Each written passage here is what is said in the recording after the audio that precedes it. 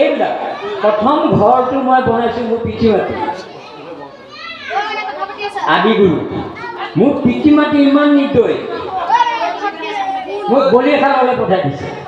গতিকে আদি গুৰু ভাবি থাকোঁতে সেয়াটো মোৰ পিতৃ নহয়, সেয়া মোৰ মাতৃ নহয়, হয়নে বাৰু? গতিকে মই কান্দিছিলোঁ। তাৰপৰা মই ইটো ঘৰত মোৰ 5টা ককাই ভাই, মোৰ সৈতে 6। মোক বলি খাবলৈ যেতিয়া আনিছে, মোৰ ককাই ভাই এটাওতো নক'লে, বোপাই তই যাব নোৱাৰিবি, আমি কাম কাজ কৰিয়ে আমি খুৱাওঁ। তই কনিষ্ঠ ভাতৃটোক আমি বলিলে নিদিওঁ, তই থাক, আমি 5টাই কৰি মেলি তোক ডাঙৰ দীঘল কৰিম। গতিকে সিহঁতকেইটাইতো এটা মাত নিদিলে মোক, এইখিনি মোৰ ককাই ভাই। আৰু 3 নম্বৰ ঘৰটো মোৰ ইষ্ট কুটুম্ব, গাঁওখনৰ মাহী পেহী দেদাই ভতিজা কোনোতো নাহি। বোলে বোপায়ো তোক বাপে বেচিবলৈ ওলাইছে, আমি কোপা নাচোঁ বাপে তোৰ মাক কিনি কোনোজনীয়ে নক'লে, বোলে তোৰ মা এজনীয়ে কথা দিছে, আমি তোৰ মা আছোঁ, কোনোতো এজনী নাহি মা হ'বলৈ, দেউতা হ'বলৈ, মোক এটা আদৰ সন্মান কৰিবলৈ। মই তেতিয়া কান্দিলোঁ। এই 3টা ঘৰত মই কান্দিছিলোঁ। এইখিনি হ'ল দিশ। কিন্তু 4 নম্বৰ ঘৰটো হ'ল পূৰ্ণ ভগৱান, যি যিজনক আমি কৈছোঁ অনাদি গুৰু। কৈছে নে নাই? অনাদি অনাদি অনন্ত অচ্যুত গোবিন্দ ভকতৰ ভয়। সেই প্ৰভুক যেতিয়া মই তুতি কৰিছোঁ, মোক গুৰুৱে কৈছিল যে এই গুৰুক ভজনা কৰিলে তুমি চব পাবা। গতিকে মই প্ৰভুক ভজনা কৰিছোঁ, যেতিয়া প্ৰভুৱে কৈছে তোমাৰ শৰীৰটোহে মৰিব, আত্মাটোতো মোৰ লগত বিলীন হ'ব, তুমি সাহসেৰে তুমি পাতি দিয়া, হাঁহি হাঁহি তোমাক তুমি মৃত্যু কৰে। গতিকে মই আপোনাক শিল পাতি দিছোঁ, মহাৰাজ আপোনাক ক'তো অলপ দি মোক শিলটো পাতি দিয়ক। তেতিয়া ৰজাই কৈছে যে এই বোপাই তই মোক বুকুলে এই সংস্কাৰটো কোনে শিকালে? এই সংস্কাৰখিনি কোনে শিকালে? বোলে মোৰ আইতাই স্কুললৈ দিছিল, গুৰুৰ ওচৰত শিক্ষা দিছিল, গুৰুৱে মোক এই গুৰু পৰিচয়টো দিছিল।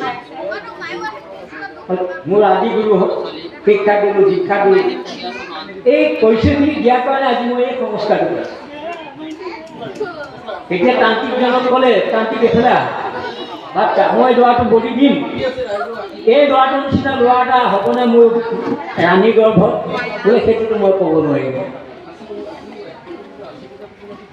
বোলে নোৱাৰা, বোলে নোৱাৰা, ঠিক আছে, তুমি তোমাৰ মন্ত্ৰে এই বলি দিম, তুমিতো মন্ত্ৰ পাঠ কৰিবা, সেই মন্ত্ৰৰে এই বলিটো দিয়াৰ পিছত এই ল'ৰাটোৰ নিচিনা সংস্কাৰী ল'ৰা এটা মোক দিবানে? আমি মোৰ সংস্কাৰী ল'ৰাই হওক বা ছোৱালী এটা লাগে, পাৰিবানে তুমি?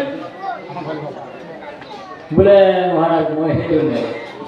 তুমি যদি নোৱাৰা, ঈশ্বৰৰ কামত হাত কিয় দিবলৈ আহিছা? তুমি যদি নোৱাৰা, তাৰমানে তুমি ব্যৱসায় কৰিবলৈ আহিছা মোৰ ওচৰত। এটা জীৱৰ বলি এটা কেনেকৈ হয়? গতিকে তোক মই কিনি ল'লোঁ, তই এতিয়া মোৰ পুত্ৰ, এই ৰাজ্যখন তোৰ। গতিকে আমি আমাৰ সন্তানক সংস্কাৰ কেনেকৈ দিম? মই যদি ভকত নহওঁ, মোৰ সন্তান ভকত হ'ব লাগিব। আই ৰাধিকাই আমাক সেইখিনি দৃষ্টান্ত দিলে। আই ৰাধিকাৰ প্ৰতি আমাৰ আই হয় জানো? সকলোৰে আই। এই আই ৰাধিকা পূৰ্বজন্মত ৰেৱতী নামৰ নাম আছিলে ৰেৱতী। ৰেৱত ৰজাৰ জীয়েক সত্য যুগত। এই ৰেৱত ৰজাই ছোৱালী বৰ বিচাৰিবলৈ ব্ৰহ্মলোকলৈ গ'লগৈ, ছোৱালী বৰ বিচাৰিবলৈ ছোৱালীজনীকো লগত গ'ল।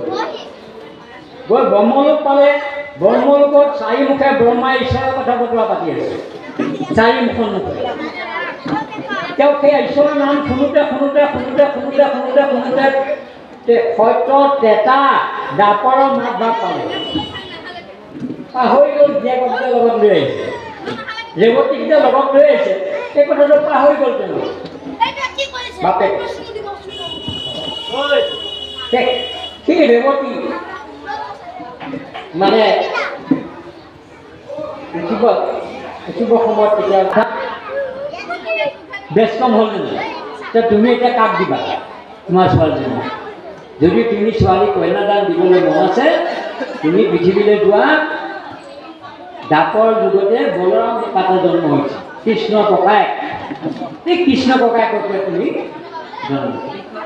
দান কৰা আহি মানে বড়ো ভদ্ৰক ক'লে যে বড়ো তুমি মোৰ কন্যাটি গ্ৰহণ কৰিব লাগিব মই চকুৱাই আনিছোঁ ৰেৱতী আকৌ অকণমান নাচিব জানো দেই তাই মানে চোতালতে এনেকৈ ভাত নাচে নাচি থাকোঁতে এই গন্ধৰ্বজনে দেখি পেলাই ভাবিব এইটো নাচিবই পাৰে বাৰু দেখা যাওক তেওঁ ওচৰলৈ গ'লে মই বাদ্য বজাই দিওঁ তুমি নাচাচোন ভণ্টি অকণমান চাওঁ মই তাৰমানে যেতিয়া বাজনা বজাই দিলে গন্ধৰ্বই ৰেৱতীয়ে চিন্তা কৰিছে যে তোমাক মই অভিশাপ দিলোঁ তুমি ক্ষুদ্ৰ দিনত জন্ম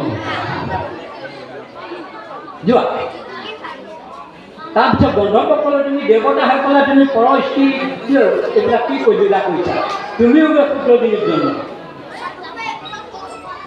এতিয়া আয়ে খুব কান্দিলে ৰেৱতীয়ে চৰণত ধৰিবলৈ প্ৰভু মোৰ এতিয়া গতি কি হ'ব বোলে যোৱা তুমি মহান ভক্ত ভাৰত জন্ম